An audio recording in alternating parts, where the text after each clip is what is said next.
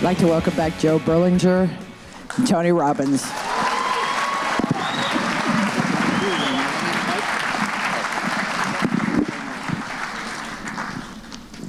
We don't get to sit. I have bronchitis. No, I'm kidding. I didn't want to, tip our hand before, but we all had the same experience as programmers, as a small team of people where we're like, we don't know if we're interested in this film. I mean, Joe's a good filmmaker, and I don't know. Some of the people on the team were very skeptical, and different degrees of openness. And every single one of us, not just a handful of people, but every single one felt that they had had the experience. That was thrilling. Well, now we've shared it with 1,000 people that are sort of in the same boat, so I won't belabor it. But thank you so much, because it's an extraordinary experience that we get to have, and it's amazing that you were able to bring that alive through film. Thank you. Thanks. No. Thank you for having us. I mean, I had the whole reason this film came about is I've made some pretty tough films. I'm the most cynical motherfucker I know. We met socially in 2012. I think Tony sensed there was something going on in my life, and I had some unresolved issues, even though I love my family dearly, and it had nothing to do with my immediate family, but I had some issues, and so he recommended that I go to this thing. I really didn't know much about Tony other than I had listened to some of his CDs way back when, got something out of it, but I didn't even know about his seminars. He invited me to the seminar, and and at that time it was in Palm Springs, California. So, for me to take 6 days out of my busy life to fly out to Palm Springs, California, I mean, who spends even an hour thinking about their own life? So I went out, and the first day, on the first break, I ran out to my wife because all my red flags were going off, and I'm like, ooh, this is not for me. How do I get the hell out of here without insulting Tony? I want to take the audience on this same journey, which is, I started off incredibly skeptically, and on the second or third day, there was a guided memory experience that you see in the film. That's towards the end, and after it's about 40 minutes in the seminar, right? Yeah. So, after about 40 minutes of closing my eyes and thinking deeply about my life, I woke up in a flood of tears, which anyone who knows me knows that that's really unusual. And I said to myself, there's something here. And so I chased, and I stayed for the 6 days and got some amazing tools. Now, you have to keep working on yourself, as Tony teaches you. It's not like you go to a seminar and boom, you're done, but he gave me tools that really helped me. And I thought there's something very cinematic about his event. And somehow if I could capture cinematically that experience of taking, it's 72 hours, so how do I do it in 2 hours? I just felt like it was a very simple goal. I wanted to share with an audience a wonderful experience that I had. And I know a lot of people are going to go into this film cynically, and some will leave that way. And the fans of Tony, I could put a black screen up there, and people will love that. So I'm not interested in the fans of Tony, and I'm not interested in the people who are, as Taylor Swift says, the haters are going to hate. So I'm not interested in the people who just want to come in hating and will continue to hate, because we know those people are there.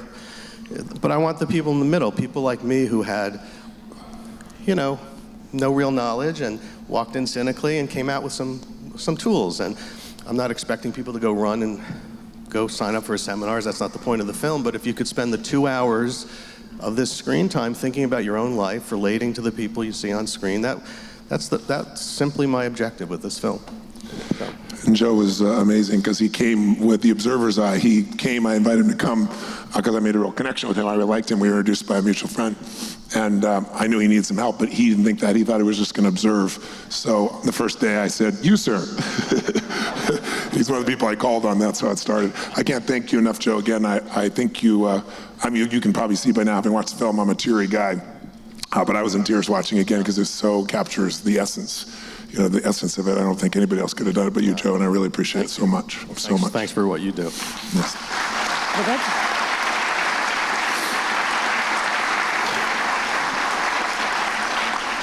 It works so beyond language. It almost seems a shame to ask the banal question of, you're incredibly, you're your articulateness, the way you zero in. I mean, it's an amazing thing, but being able to capture it, being able to recreate that so that we were all there, so it's all happening in real time. Like, you know, and I feel like the film happens underneath how we're thinking our language. So I don't know if it's possible to articulate how you were able to capture the visceral quality of the experience for us. I think the shooting part was actually pretty easy. I just, you know, we just filmed something amazing. I mean, that's why I wanted to make the film. In 2012, there were equally amazing stories, and I just felt there was something inherently cinematic. So, and this is the shortest amount of shoot days I've ever had on a film. Look, the Paradise Lost series was, you know, following a story for 20 years. This was a 6-day event. So the shooting part actually was pretty unchallenging. It was the editing, you know, and the editing, and Cy Christensen and Brett Mason did an amazing job, who are the editors. But the process really was one of stripping away. I mean, the original incarnation of this story, not of the story, of my first cut, was I included myself. I included the information that I came in 2012, and, you know, and I just felt like it's not about me, and I wanted to really, and I didn't want to prejudice people one way or the other as to what the context would be.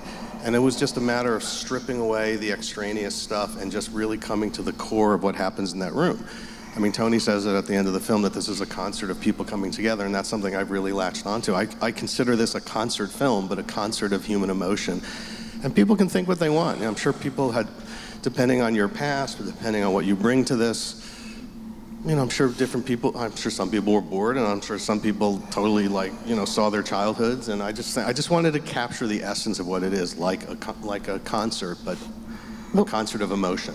Since it's so personal, was there an issue about bringing cameras into the room for all the participants who were there? Well, that was my brain. He chased me for 2 years. We were good friends, but about every 3 months he'd be hitting me up saying, I want to do this. And my biggest concern, now that you've seen it, is disrupting that room, disrupting that audience. And we already have cameras there. We're using it to be able to project, and I also use it to record it so I can train other coaches. And so there's already camera crews, as you can see there, and they have another set of camera crews. But Joe and I made a deal. I said, listen, if you're going to come and do this, I have to be able to cut it off. If it's interfering with the seminar, then we just end this thing, and it doesn't work. And he was willing to take that risk, which I was really grateful for. And he was a fly on the wall. He was truly invisible to the participants. The other challenge that I thought was just how do you take and condense these interventions? You know, 6 days, you saw like one a day, and there's probably 5 or 6 or 7 of those a day, and they're all incredibly dramatic. And so there's so much on the cutting room floor, I was like, oh my God, this is missing. We created some bonus material for Netflix so that people, because some of them I was just like, you gotta be kidding, you're cutting that? But what can you do in 2 hours in a 6-day program? And again, Joe was unbelievable. For you to go through 7, 8, 9 minutes and get the essence is truly masterful on his part. We have time for maybe 2 questions. If somebody wants to come up to the mic, just jump up to the mic. Yeah, run for president. Yes, go ahead. Oh, well, I'll repeat the question then, sorry. It should. I just wanted to say thank you. Very timely for me to be here right now and to get this one chance to see you in person. You helped me a lot when I was 20. Wow. I broke into my mother's purse and stole a credit card to order your program over the phone. And I went. Did you pay her back? I did. But honestly, I won't take up everyone's time. Thank you, Tony. Pleasure to see you. God bless you. Thank you. Nice to meet you. Thank you. Hi, Tony. My name's Ginger Mitchell, and my husband and I traveled from here in Austin all the way to London a couple of years ago to attend your business mastery. Oh, wow. And so it was just really exciting, and you helped crystallize some things. But I was lucky enough, you called out me from the audience, and as I came down this aisle, you were coming this way. I'm the girl that jumped you, put all myself around you, and we just danced and went up to the stage, and we were in the reverse merge business, so I don't know if you remember, but yes. I do. My body remembers. I'm not going to jump you here, but Thank you. My wife and I are both glad about that. Well, John and I since indoctrinate ourselves with your tapes and DVDs with your wife about love, marriage, yes. Many other things besides business. So my question is, in hearing about y'all's story, which is really intriguing because you guys were friends for a long time, and one day I'm simplifying, but all of a sudden it had to dawn on you that this wasn't just your friend, this could be your woman, your wife, or to fall in love with. How does a guy like you, who sees through everything, how did that come so slow in that epiphany to you? Wow, and she looks like such a doll, what took you so long with that deal? I was a dumb fuck. I think part of it was I was married for 14 years to a woman that was 13 years my senior. She was married twice before me, and I adopted all of her kids from both marriages. So I was 24 and had a 17-year-old son instantly, an 11-year-old, a 5-year-old. So when I ended that, I really didn't want to get serious with anybody. To me, relationship meant a total lack of freedom. I'd never had anyone be free and loving. And we were best friends. So I was out dating, and Sage, I would talk to her 7, 8 in the morning because we shared everything, mentally, emotionally, spiritually. And she would coach me on women. She goes, "You really don't understand women at all, do you?" Because, I did some very dumb things just not understanding, because I'm a love bug, so I just assumed that everybody, operated based on whatever you told them honestly, and that's not quite how it works.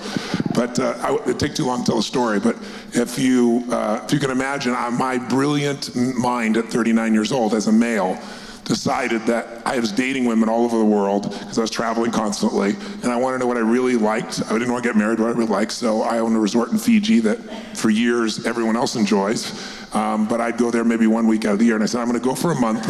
I'm going to be in my place in Fiji at 39, and I'm going to take these women I'm dating and invite them if they want to come for 4 or 5 days and get to know them. One of my dearest friends is this guy named Ken Blanchard, and he always said, if you want to know someone deeply, don't just go have lunch, friends even, go spend a week together. So I'm a very honest guy, and I tell these women, listen, I'm not looking to get married, and as you know, I'll date other people in other places, the stage of life that I'm in right now. But would you like to come to my resort in Fiji for 4 days, 5 days? But if you do, I just want you to know someone else is coming after that for 4 or 5 days. And women had said, all these women would say, no, that'd be so. I said, I never want your feelings to be hurt, so I'm being honest with you. It's like, no, that's totally fine. And yeah, sure. And so the first day this happens, and I connected with this particular woman, and she's there for 5 days, and I found her, she was just a beautiful soul. I enjoyed her, we were intimate, it was wonderful. And then on the last day, she started crying hysterically because she told me that she was going to have to marry me and that she couldn't leave. And the other woman was arriving. So this is before any of these reality TV shows actually existed. That went on, have you ever seen the movie Groundhog Day? Every fourth day, the same chicken thing happened. And I was such a wuss, I couldn't hurt anybody's feelings, so I had them all stay on the island. So there were 4 of them on the island. You can't make this shit up, it's a true story. And so I called Sage, and I was the most miserable man in the world. This should be any man's fantasy, right? You have all these beautiful women, and I was miserable because I just want to make people happy, and I'm a love bug, and they weren't happy, and I was miserable, and they were miserable. And so I said, she's laughing. I said, why don't you come help me get these women off the island? I said, fly up here and help me get. She goes, are you serious? I said, I'm dead serious. You're my best friend. Help me get off the island. So I had this brilliant plan. I brought all these women together to church one day. There's a church that these little children sing in 4-part harmony at 5 years old. Men have deep voices, women real feminine voices, just gorgeous. They're in the middle of church, these women, their hearts will come out. And it was really like a cat fight in the middle of the church. And Sage was like separating them all and helped me get them all on the plane. And one of the women I'll never forget said, how come you guys aren't dating? You're so alike. She's so nice all the time. And I thought, shut up, bitch. I said, I love her. She's my best friend. I don't want to mess that up. And when she left, I turned to Sage and I said, how come we've never dated? And she goes, well, we don't have to date for me to love you. And I was like, I'm a little slow. But part of it has to do with that masculine-feminine piece that I described here. As a masculine man, I'd rip open any building, any person, anything. But because of my mother, I'd never do anything to hurt a woman. And even if a woman was hurt, it wasn't my fault. I'd take responsibility. And so my wife, wasn't my wife yet, was also at that point very masculine because she's in a relationship. Her man was very weak, so she ran everything. She's a great businesswoman, everything. And so she and I were like 2 buddies. And we were about to leave, and I looked and I glanced, and I saw like a tear come down her face. And I was like, she needs me. And that was the piece for me. And we've been together ever since, after we got all these damn women off the island. Woo! Good job, Sage. Go ahead. Hi, Tony. My name is Rosie Von Leela, and I'm really nervous right now, which is unusual for me because I'm a professional speaker. I've been a fan of your work for years, and I have a really steady, strong spirit, and whenever I'm feeling down, your videos on YouTube are the first thing I go to. Oh, that's beautiful. And I've wanted to come to one of your programs for the last 2 years. I've had it written down in my journal. The thing that I wrote in my notebook while I was watching this film is that the biggest lesson that I have to learn is asking for help. And my life is dedicated to stabilizing climate change. And I am so ambitious and so driven, and I have access to so many communities and people and levers to pull that I am actually making headway on that. It's beautiful. Thank you. And what I would like to ask is, do you have any programs to connect community members in your world who have the means to support people like me who are dedicated but don't have the financial means yet? Well, yes. I'll tell you what, I'll invite you to my seminar in Dallas in June, because it's far. Do you live here? I live in New York, but I will go anywhere. Okay, we'll come to Dallas in June. Where's Sarah? Sarah back there? That's my assistant, Sarah. Which, by the way, can I just, if I may, it'd be wonderful to say that I did all this stuff, but there's an army of people behind me. There's Sarah, my assistant. Mary, there's Mary up there. Would you stand up, Sarah and Mary? And Jay does all my security. And where's Diane? Diane, you out there, creative. And of course, my incredible wife, my sage, my Bonnie Pearl there. Thank you. Thank you. You're welcome. See you, we'll work it out. I'm sorry, this is actually the last question over there. Thank you. Oh, thank you. I'll try to make it a good one. Tony, Joe, thank you so much for the film. I have a question for both of you. Both of you are masters of transformation in very different ways. You with the work that you do, you with the films that you make. I find that both completely unfold me in different ways and at different times. What I'm curious about is what's cool about South by is you have such a mix of people in this audience. You have filmmakers, product designers, researchers. I want to do that with my work.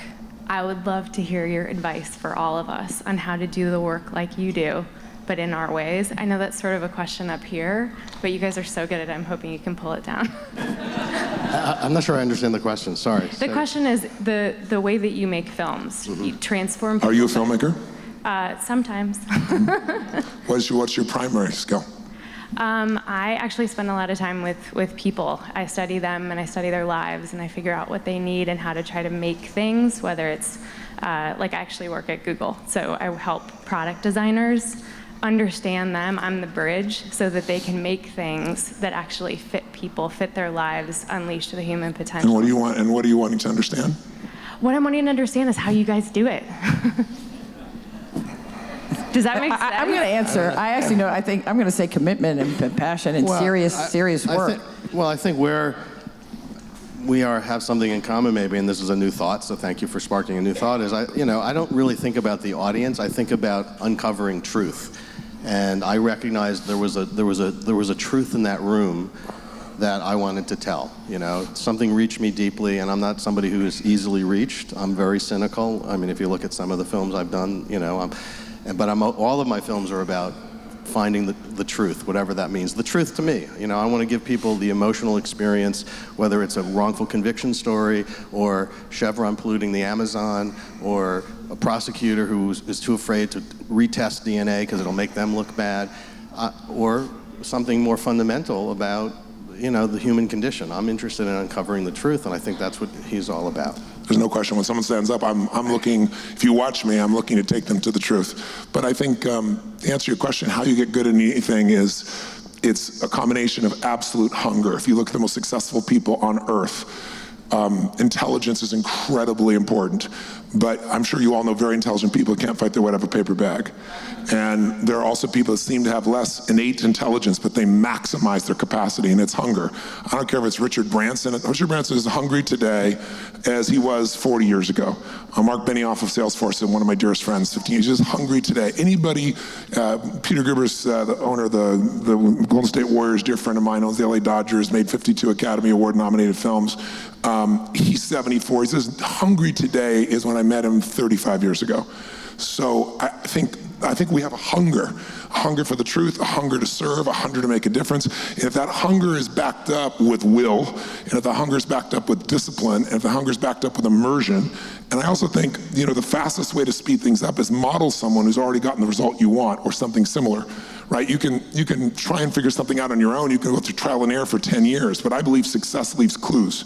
If someone is successful consistently, they're not lucky. There's something they're doing different than other people. If you figure what that is, you do the same thing, you sow the same seeds, you'll reap the same rewards. But I always tell people, when you see somebody who's incredibly successful at anything, Joe, what he does, anyone, this didn't happen yesterday, right? People are rewarded in public for what they practice intensely and continuously in private. I live this shit, day and night, night and day. So does he. And so when you do that for decades, I always tell people, I mentioned in the film, most people, overestimate what they can do in a year, and they underestimate what they can do in a decade, 2 or 3. And, a decade's gonna show up. 10 years from now, you're surely gonna arrive. The question's where? And if you don't decide now, you'll just show up a place you don't wanna be. And part of my work is getting people to make that decision, because most people end up with, making a living and they never design their life. And I'm looking to help people find what they want so they can design their life. And it sounds like you're in the right direction, but it sounds like you need, perhaps, I don't know, more immersion and a little more clarity on precisely what you want to do.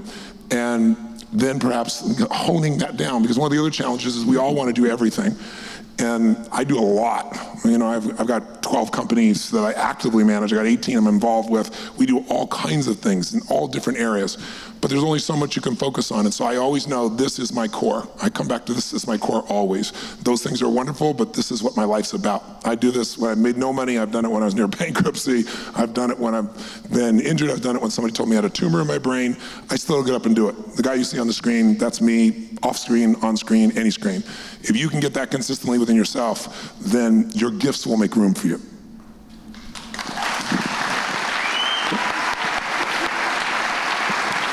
I'm curious, how many really enjoyed the film? Don't raise your hand if you did. I really enjoyed the film. Oh, awesome. I thought so. I was like hearing you laugh at all the crazy shit. That was nice. Thank you. Thank you it was a great experience for us to be able to hear it with a live audience, and for you taking the time. I'm really, truly grateful to you, and I hope our paths will cross again. God bless you all.